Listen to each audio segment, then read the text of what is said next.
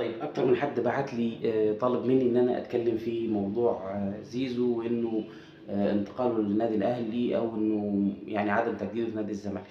طيب خلينا بس نتكلم كده عموما مش في الكورة بس. سنن الله في الأرض لا تتغير، بمعنى إنه لو أنت اتحطيت في موقف وتصرفت فيه بطريقة معينة هتطلع لك نتيجة.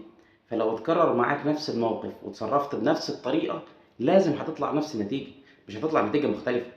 فبالتالي انت مع طارق حامد، مع فرجاني ساسي، مع اشرف بن شرقي ما بتجددش من بدري وبتوصل معاهم لحد اخر لحظه في العقد، وبتلاقي ان قدراتك الماديه مش قادره ان انت تجدد معاهم، فبتفاجئ ان انت لا قدرت تبيع اللاعب وتستفيد منه ولا قدرت تجدد مع اللاعب. فبتيجي تكرر نفس الموضوع مع زيزو، ما الطبيعي برضه ان هو مش هيجدد معاك زي ما اشرف ما جددش، وزي ما فرجاني ما جددش، وزي ما طارق ما جددش، زي ما كل الناس دي ما جددش.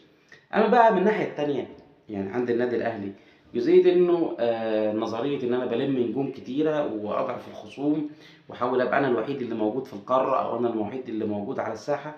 يمكن الجزئيه دي ما بقتش سهله زي زمان، لان انت عندك اكتر من نادي بينافسك دلوقتي معاهم فلوس وبيصرفوا، خصوصا انه كمان الخليج بقى عينه في الدوري المصري. الموضوع مش سهل، لكن الامور دي بتعمل مشاكل في اوضه اللبس زي ما حصلت قبل كده اكتر من مره في تجديدات اللعيبه اللي موجوده عندك. زي لما سنه 2018 النادي الاهلي راح اشترى صلاح محسن ب 42 مليون جنيه. يعني معنى كده ان انت معاك فلوس تدفع في لاعب صغير.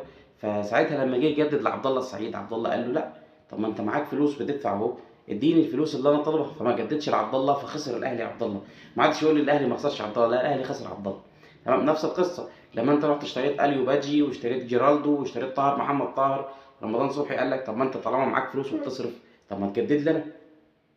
دي وجهة نظري انه عملية الشراء زيزو تعمل مشاكل في اوضة اللبس.